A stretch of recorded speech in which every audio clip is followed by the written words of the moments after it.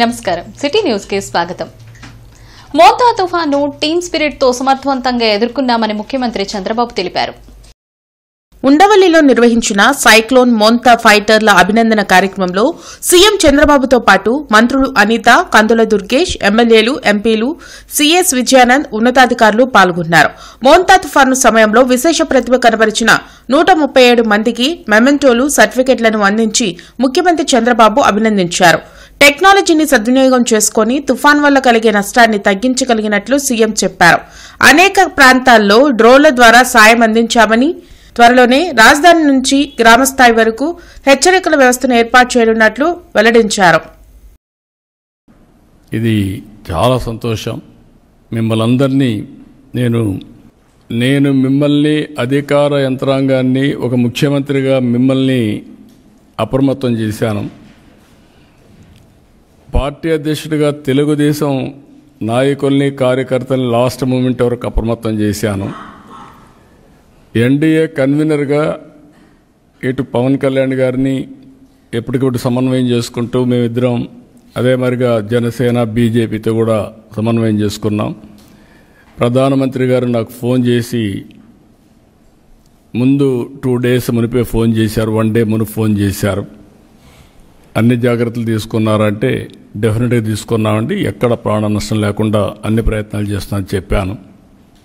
ఆ హామీ ప్రకారం ఆస్తి నష్టాన్ని మనం పూర్తిగా నివారించలేకపోయాం, కానీ ప్రాణ నష్టాన్ని గణనీయంగా తగ్గించుకోగలిగాం.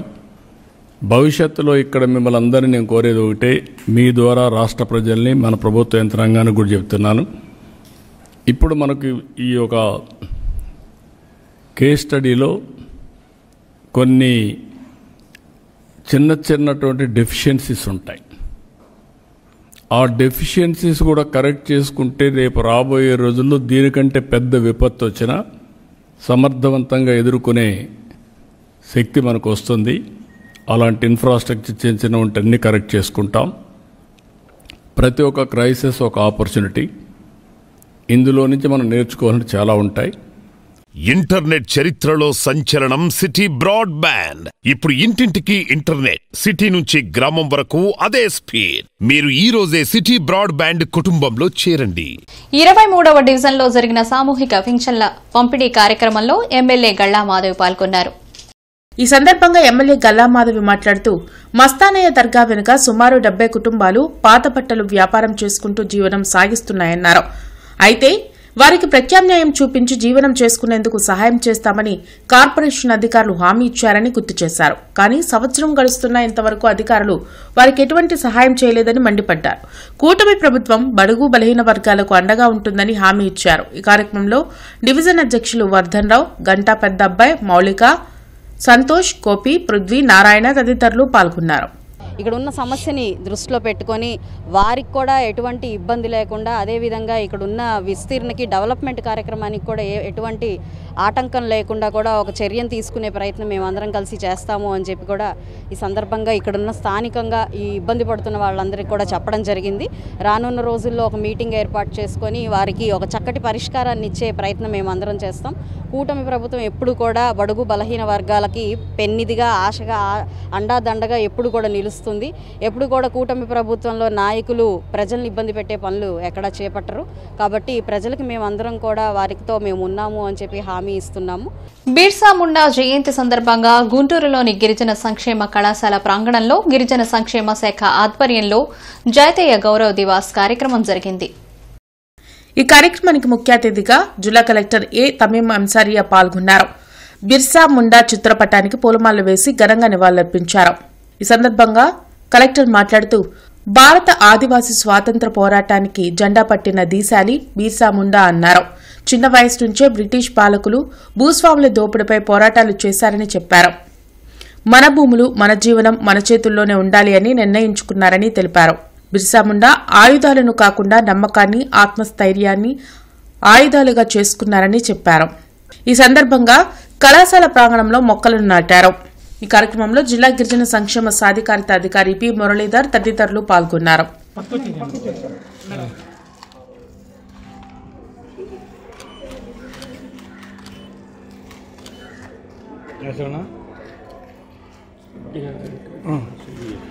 తీసుకో.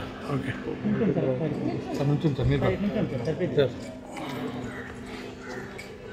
గుంటూరు తూర్పు నియోజకవర్గంలో సామాజిక పింఛన్ల పంపిణీ కార్యక్రమం జరిగింది.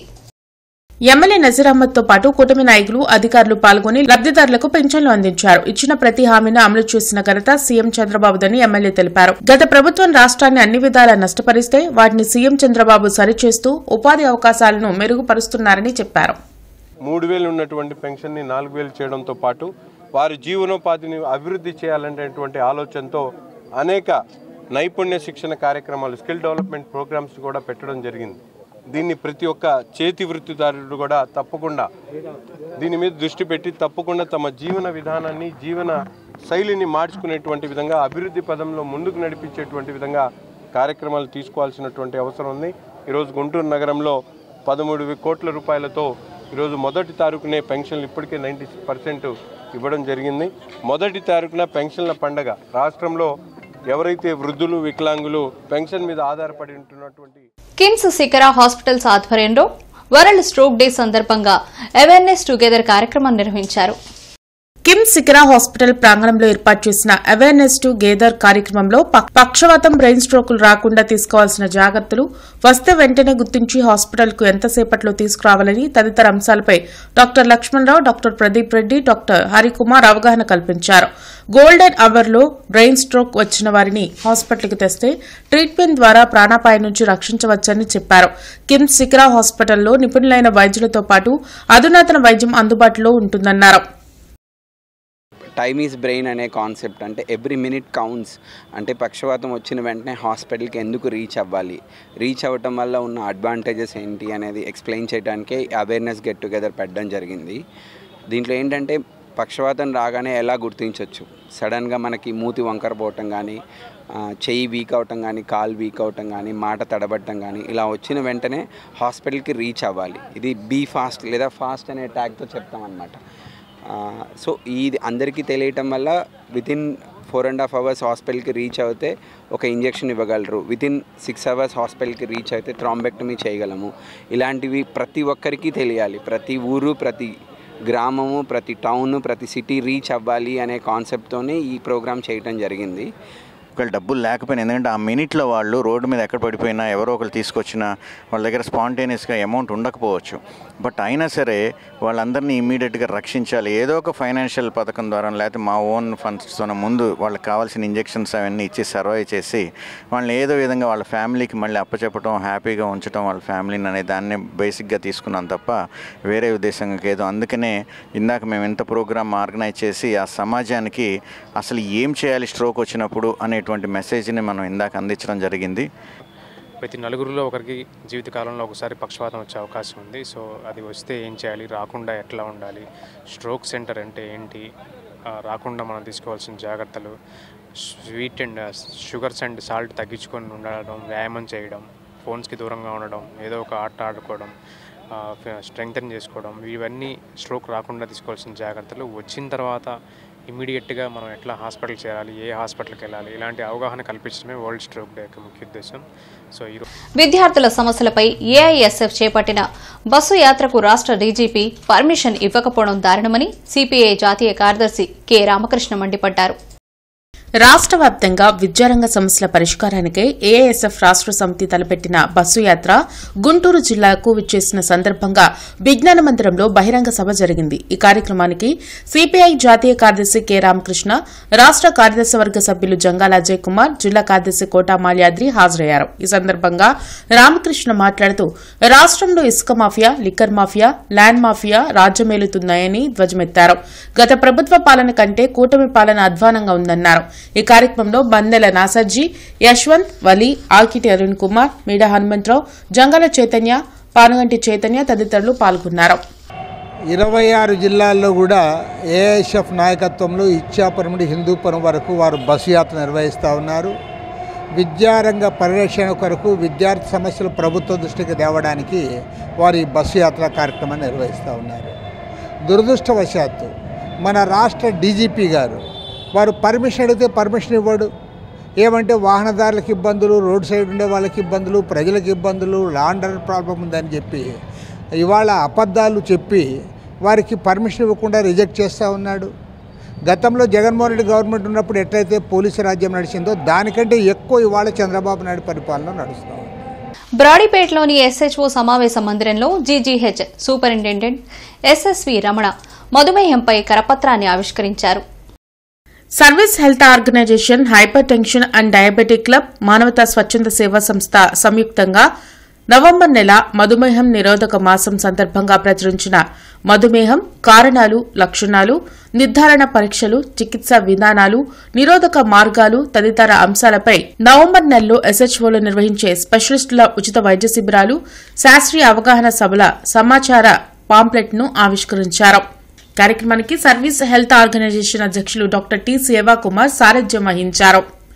ఈ సందర్భంగా GGH superintendent doctor Ramana SSV మాట్లాడుతూ సమాజంలో ప్రతి ఒక్కరూ వయసుతో నిమిత్తం లేకుండా మధుమేహంపై దృష్టి సారించాల్సిన అవసరం వచ్చిందన్నారు. ప్రపంచంలో భారతదేశం, అందులోనూ మన 2 తెలుగు రాష్ట్రాలు మధుమేహ బాధితుల రాజధానిగా మారుతున్నాయని ఆవేదన వ్యక్తం చేశారు.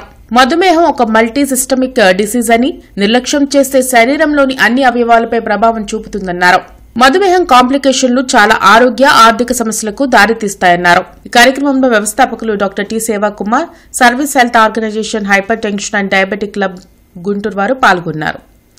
వాటిని సరిగా మనం చూసుకోకపోతే ఇలాంటి ప్రాబ్లమ్స్ అన్ని వచ్చి శరీరము చివరికి చాలా ఇబ్బందుల్లో గురవుతుంది వయసు పెరిగే కొద్దీ. అలాగే ఇవాళ రోజున 40 ఏళ్ల లోపే షుగర్ వచ్చే పేషెంట్లు కూడా చాలా మందిని చూస్తున్నాము. ఇది స్ట్రెస్ వల్ల వస్తుంది. నేను విజ్ఞప్తి చేసేది అంటే మన కామన్ మ్యాన్కి ఎప్పుడు కూడా పాత రోజుల్లో కాకుండా ఇవాళ ప్రతి వాళ్ళకి కూడా షుగర్ వస్తుంది. ఇంతకుముందు మేము పనిచేసేవాళ్ళం అండి, మేము పొలాల్లో పనిచేసే మాకు షుగర్ ఎందుకు వస్తుందనే వాళ్ళు వాళ్ళ రోజున ప్రతి పల్లెటూరులో కూడా ఈ షుగర్ వ్యాధిని చూస్తుంటే చాలా బాధగా ఉంది. దీనికి ముఖ్యంగా స్ట్రెస్ కూడా ఒక రీజను. అలాగే మనకి ఇక్కడ సిటీస్లో చూసే ప్రతి సిటీ ఒబేసిటీతో బాధపడుతుంది.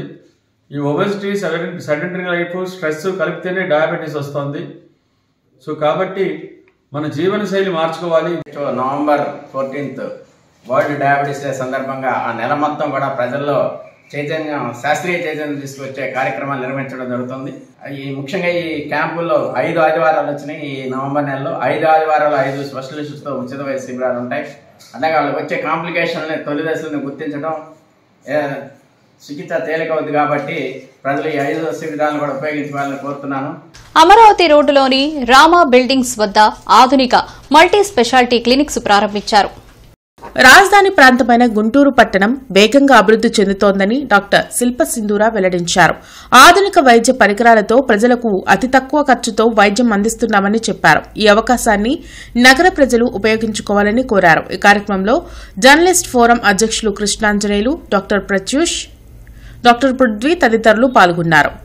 అలానే మంది ఆధునిక మల్టీ స్పెషాలిటీ క్లినిక్స్ వచ్చేసి మన అమరావతి రోడ్ రామా బిల్డింగ్ పక్కన ఉందండి. ఇక్కడ లోకల్ పీపుల్ కోసం అంటే వాళ్ళన్నీ ఆఫీసులకు వెళ్ళి వచ్చేసరికి ఈవినింగ్ అవుతుంది కాబట్టి ఈ ఏరియాలో మనం కొంచెం పెడితే వాళ్ళందరికీ హెల్త్ కేర్ సర్వీసెస్ ప్రొవైడ్ చేయగలమని ఇక్కడ స్టార్ట్ చేశామండి. సో ఇక్కడ అక్కడ అన్నిటినీ అంటే బయట ఉన్న వాటి రేట్ల కన్నా కూడా అంటే అతి మెరుగైన వైద్యం అతి తక్కువ ధరలో ఆధునిక multi speciality hospital and clinics అందు లభిస్తుందండి. దయచేసి అందరూ ఇది ఉపయోగించుకోవాల్సిందిగా కోరుతున్నాం. నేను ఊపిరితిత్తులకు సంబంధించిన వ్యాధులను చూస్తూ ఉంటానండి. దగ్గు అంటే దీర్ఘకాలిక దగ్గుతో బాధపడుతున్న వారు కానీ, జలుబు, ఆయాసం ఉన్నవాళ్ళు, ఆయాసంలో ఆస్తమా, సిఓపిడి, ఇంకా మిగతా జబ్బులు ఉన్న వాళ్ళకి కానీ, తర్వాత బ్రాంకోస్కోపీ కేసెస్ అంటే లోపల ఇన్ఫెక్షన్స్ ఉన్నప్పుడు లోపల వాటర్ తీయడం కానీ, ఫారిన్ బాడీస్ తీయడం కానీ, ఇలాంటి కేసెస్ అన్ని చూస్తుంటానండి. అందరూ తప్పనిసరిగా ఈ ఫెసిలిటీస్ని ఉపయోగించుకోవాల్సిందిగా కోరుచున్నాము. Thank you. ఇంటర్నెట్ చరిత్రలో సంచలనం సిటీ బ్రాడ్బ్యాండ్. ఇప్పుడు ఇంటింటికి ఇంటర్నెట్, సిటీ నుంచి గ్రామం వరకు అదే స్పీడ్. మీరు ఈ రోజే సిటీ బ్రాడ్బ్యాండ్ కుటుంబంలో చేరండి. చిలుకు ఏకాదశి సందర్భంగా శ్రీ శారదా పీఠంలో అత్యంత వైభవంగా రమా సహిత శ్రీ సత్యనారాయణ స్వామివారి సామూహిక వ్రతాలు నిర్వహించారు. సంపత్ నగర్లోని శ్రీ శారదా పీఠంలో 108 మంది దంపతులచే సత్యనారాయణ స్వామి వారి వ్రతాలు నిర్వహించామని అర్చకులు పరుచూరి నరసింహాచార్యులు వెల్లడించారు. ఏకాదశి నాడు వైకుంఠనాథుని దర్శనం చేసుకుంటే సకల శుభాలు కలుగుతాయని ఈ కార్యక్రమంలో ఆలయ ధర్మాధికారి పోలిశెట్టి శ్రీహరి ప్రసాదరావు, శ్రీనివాసాచార్యులు, కృష్ణమాచార్యులు పాల్గొన్నారు. చిలుకు ఏకాదశి పర్వదిన సందర్భంగా శ్రీ రమా సహిత సత్యనారాయణ స్వామి వ్రతాలు 108 దంపతుల చేత అత్యంత వైభవపేతంగా నిర్వహించబడుతున్నది. ఉదయించే భక్తులు విశేషంగా పాల్గొని రామచంద్రమూర్తికి విష్ణు సహస్రనామ పారాయణ, విష్ణు సహస్రనామతో అర్చనాది కార్యక్రమాలు కూడా నిర్వహించబడ్డాయి. భక్తులు కూడా విశేషంగా పాల్గొని ఈ యొక్క వ్రతాన్ని చక్కగా ఆచరించి వ్రత కథలను శ్రవణం చేసి శ్రీ రమా సహిత సత్యనారాయణ స్వామి వారి యొక్క అనుగ్రహానికి పాత్రులవుతున్నారు. ఇవి నాటి వార్తలు. నమస్కారం.